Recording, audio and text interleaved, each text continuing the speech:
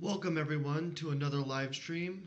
I'm your host, Aaron Taylor, and today we are trying Hawaii Ka'u, another specialty coffee. Last week we explored Jamaica Blue Mountain, so we are going to explore a lot of history when it comes to Hawaiian coffee. This is a very, very intricate and interesting story.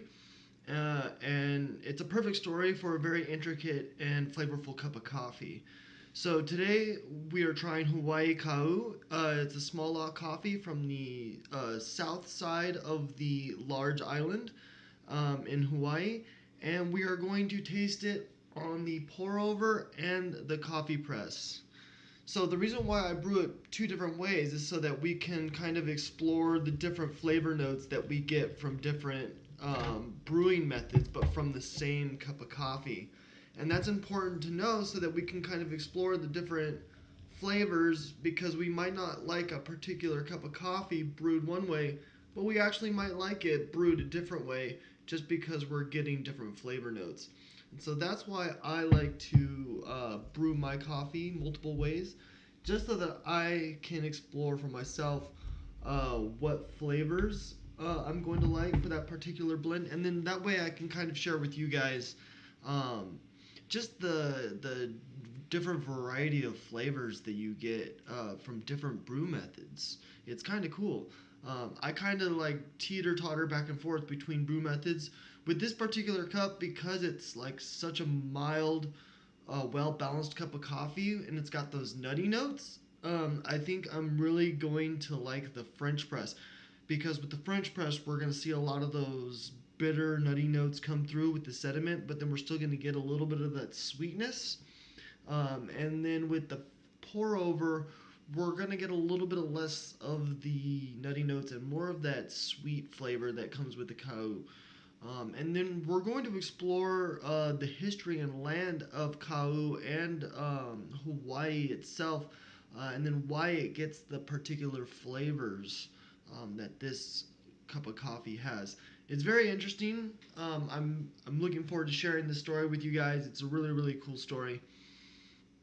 Yeah, so with the French press, I think I'm going to like this particular blend on the French press versus the pour over, just because I really like those nutty notes.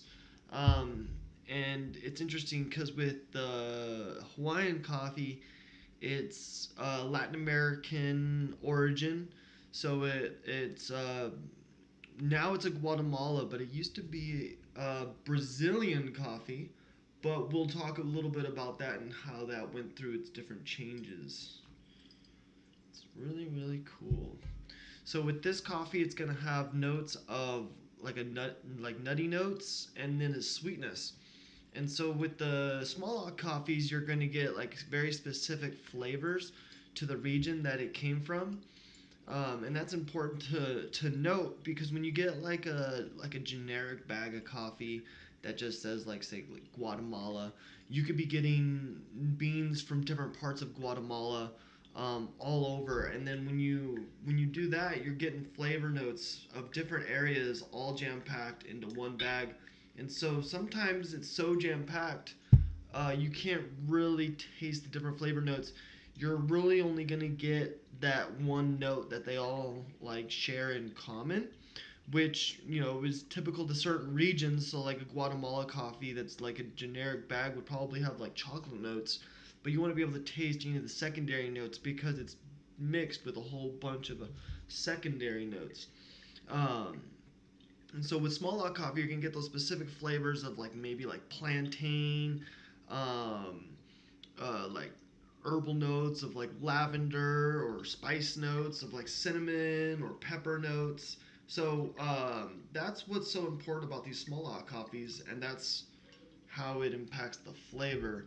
And so with uh, Hawaiian coffee, it's a Guatemalan blend, and then over several hundred years of growing and cultivating coffee, this particular blend has adapted to its climate so that it grows perfectly for the climate in Hawaii. Um, and so it's they call it the Kona Typica, and then the Kau probably calls theirs Kau Typica, but that's the blend that is brought over to Hawaii is the Arabica Typica blend.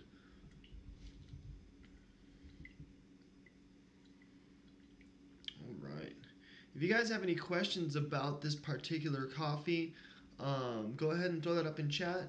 If you guys are new to the live stream, welcome. Hit that subscribe button down below and hit the bell as well so you're notified every time I go live or post up a new video. And if you guys are returning, thank you guys for returning. I am honored that you guys would show up for a second time or a third time or however many times you guys have watched my videos. I am honored. So we are about to taste Hawaii Kau on the pour over and the French press, and I am really excited to try the Kau on the French press.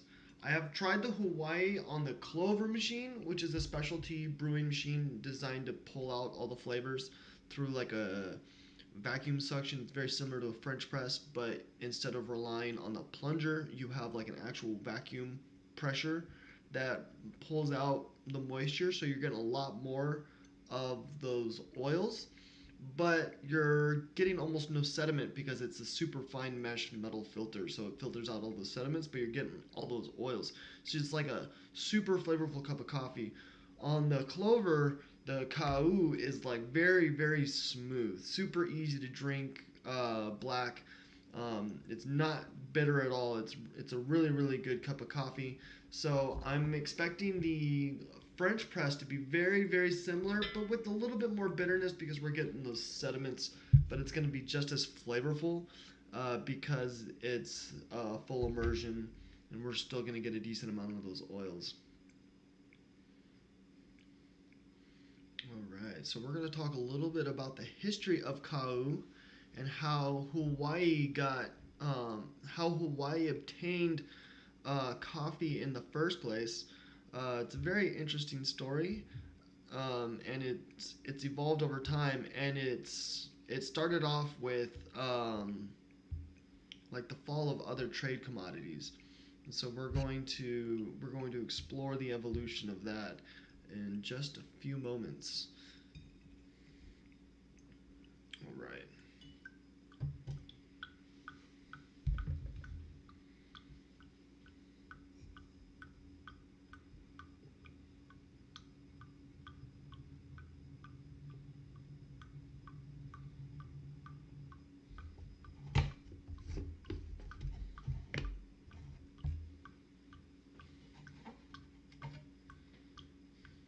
All right.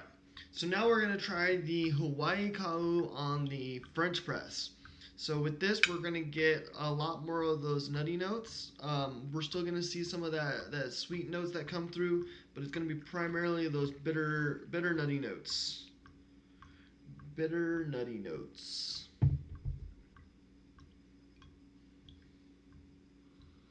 Ooh, okay. So right off the bat, I really like what I smell. Like this, I'm really excited for the flavors of this coffee. It's got that strong nutty notes with that sweet scent. Um, it literally screams Latin American coffee to me, and we're going to explore in our story in a little bit on why it would scream Latin American coffee. Really, really, it smells really good. I'm just by the smell of this coffee, I'm excited for it. It smells really, really good.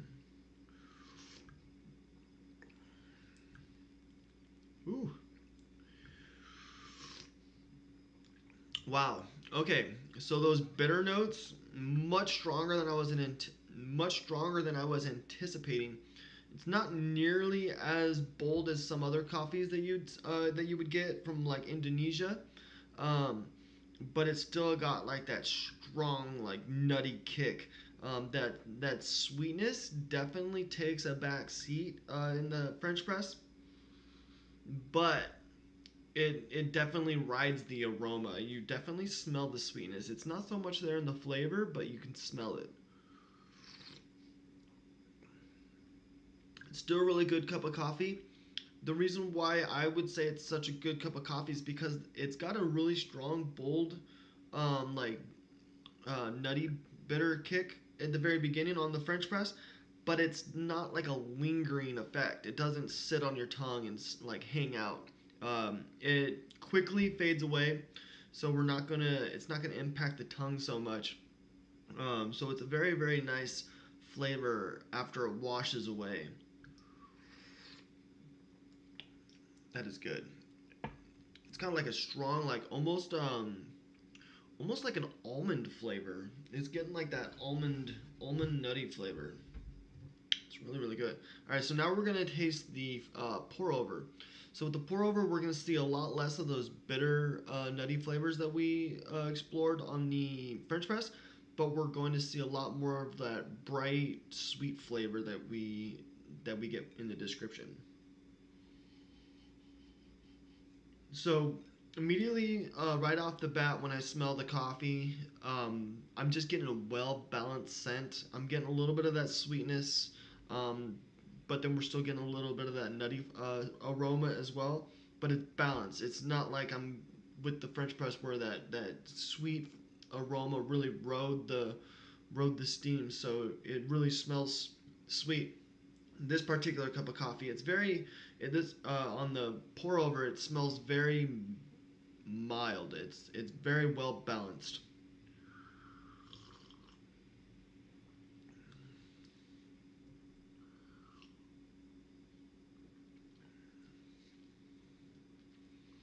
So with this cup, it's definitely we're getting a lot more of those bright sweet flavors on the sides of our tongue. Much more balanced cup of coffee. The bitterness definitely, I wouldn't say takes a back seat in this cup. I'd say that more or less the acidity and the bitter are kind of like uh, I'd say the bitterness is kind of like the pilot, and then the acidity is like the co-pilot in this cup of coffee. They're both steering the ship, but the bitterness still is in like main control of this cup. And the reason why I'd say that is because after I let the palate clear away, I'm getting some of that bitter after flavor of those nutty notes, and the bright, sweet, acidic flavor has kind of like washed away. So it's no longer there. We're getting a little bit of lingering bitter flavors, which is why I'd say that the bitter nutty notes are like the core driver of this cup, while the bright acidic flavors kind of come a little forward, take more of a front seat in the pour over versus the French press. Now, if I had to choose between the French press and the pour over, I would definitely choose the French press on this particular cup, just because those bright acidic notes in this cup of coffee I'm not a big fan of. I prefer to get more of those nutty bitter notes.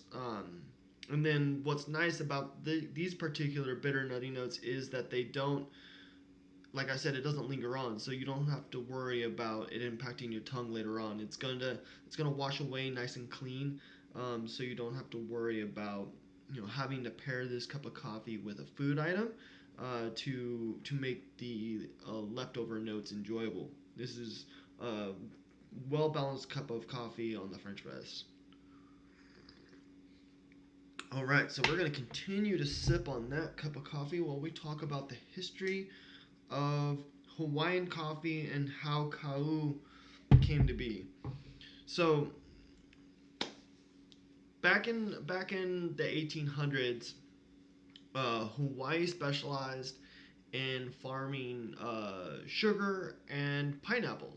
That was like their primary export. They were famous for farming those particular items, and all the farmers there, um, that's what they did. They farmed sugar and pineapple.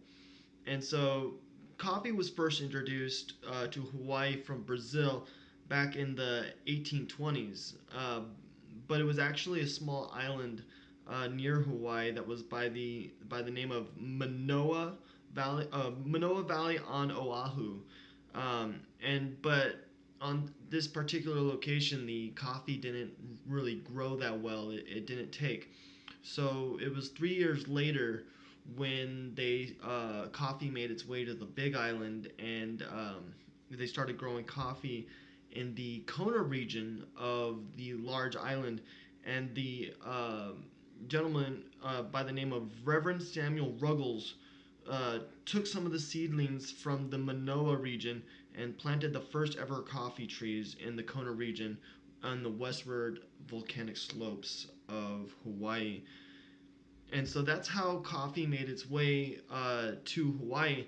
But uh, coffee wasn't didn't become famous. Hawaiian coffee didn't become famous like immediately. It took like 50 years for coffee to make its way into international fame, where um, the growers of the Kona coffee actually entered into a competition in Vienna, Austria, I believe it is, where they won a fair. It's a world fair in 1873. Yeah, in Vienna, Austria, and that's where Kona first received its first accommodate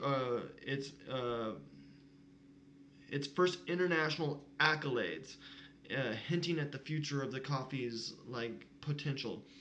But it wasn't until the late 1980s until Hawaii coffee um, actually started to boom. And the reason why that is because at the early 1800s and mid 1800s, even the late 1800s, coffee was still, or not coffee, Hawaii was still known for its sugar and pineapple exports. That was their cash crops. Um, but in the 1980s, those cash crops started to dwindle, and they weren't making as much money from their pineapple and sugar exports, or the demand for it wasn't as much. But the demand for high quality coffee um, was booming, and so um, the Kona coffee started to replace or repurpose all these sugar plants and all the sugar farms and the pineapple farms with the coffee farms. And it wasn't until the 1982 when the owner of the Kau plant actually started to repurpose um, his sugar farms into the what we now know as Hawaii Kau. And when he first started growing their coffee there at the Kau plantation, um, they weren't actually they didn't have their own individual bag of coffee. They were actually part of the Kona plantation. So they didn't have their own brand yet. And so every year they would go to festivals and stuff and show off their coffee. But they still, in the very beginning, they contributed to the Kona blend. Ooh, that's good. And so they would contribute to the Kona blend coffee, and it wasn't until the late 1990s um, is when the Kau farmers actually went to a competition in America. I forget the name of the. Let me see if I can find the name for you guys. But they went to a competition in America where all these farms come to show off their roasts and their beans, and kind of get a international like fame to their coffee. It kind of gives them their own name, and so they actually won a prestigious award for their particular blend of coffee, and it kind of put their brand out there. And so now they have their name, and since then they've won 3 awards for their coffee. And so this particular blend of coffee is only around 30 years old, 33 years old. It's like a year older than I am. So it's not very old in terms of coffee.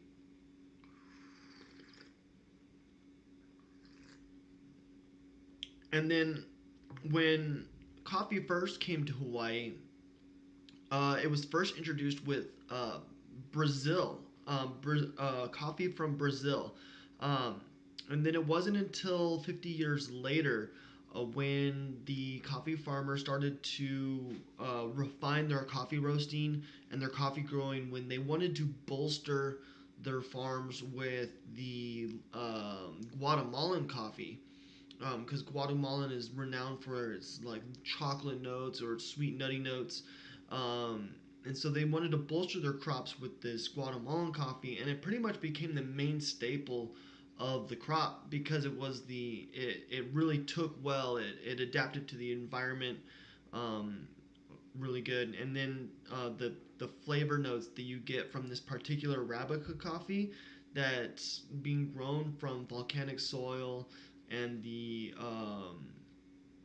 just the lush ground that has like all these nutrients from the rich nitrogen, and then you have the repurposed farms that have probably had most of its like compost put back into the soil. So you have like these nutrient rich farms that are growing um, this brand new crop, and then it's adapting to the environment, and you're creating this exceptional cup of coffee. It's really cool to see how um, coffee has evolved in Hawaii and how the fall of different crops gave way to the rise of coffee itself and the different things that farmers are doing to really get their name out there and the pride that they have for their particular blend. Because, I mean, if the grower of this particular coffee, the Kau blend, if he would have never entered in those competitions and gone to these festivals for coffee, they probably would still be just a contributor to the Kona coffee, but because they're able to show their passion and really, give a name to their coffee, they actually have their own bag now. They have their own story. So it's really cool to learn how a farmer from Hawaii who used to grow sugar, um, and during the time period of the sugar crops losing their worth and value, switching over to coffee in a time where gourmet or exquisite coffee blends are requested all around the world, and then really making it to where um, you're not just contributing to someone else's gourmet blend, but then you're able to get out there and make your own gourmet blend. It's really an inspiring story because you're really talking about someone who really had something going, and then because of the changing world lost something, and then adapted to the new world by growing coffee. But because he had to adapt to a new world, he had to start down at the bottom, kind of, and he worked his way up, and through perseverance and dedication and continually striving to be one of the best coffee growers, we now have the Hawaii Kau blend. It's not Hawaii Kona, but Hawaii Kau. So it's got its own name, own brand, and that is the story of this farmer. And so it's really cool to learn how coffee made its way to Hawaii, and how Hawaii has evolved over time from different types of farms to pretty much uh, widely uh, widely available coffee for Kona, and then now what is now known as Kau. It's a really really cool story, you guys. A lot of stuff happened in Hawaii. Um, a lot of things happened in between. That's probably why some of the things kind of took a pause, especially during World War II. There was a lot of things that happened, as we know. But then once World War II was over, that's kind of pretty much when you see a lot of these coffee farms thrive. So coffee kind of helped rehabilitate the land and the farmers and stuff. And then they were able to, rebuild and repair everything. So that's important too with this story. So the story of the farmers, and then how coffee made its way to Hawaii is a really cool story, and then how this particular farmer was able to take his own coffee And instead of being a contributor to a gourmet blend, he actually made his coffee a gourmet blend with its own brand that is known today. So that's really cool. Thank you guys for joining today's coffee tasting. I hope you guys enjoyed. Join me this Friday as I will be doing an Italian roast. Last week we did the Yukon blend, and the Yukon blend and the Italian are both a mixture that go in the Verona blend. And so we explored the Verona blend a couple weeks ago, and so now we're exploring the different blends that go inside Verona. And so we did Yukon last week. We're doing Italian this upcoming Friday. Um, and then next Tuesday, I actually don't have a coffee scheduled, so I'll keep you guys posted on what we're going to be doing on Tuesday. Hopefully, I'll know by Friday. But thanks again, you guys, for joining me on today's coffee tasting. Have a great day. Thank you.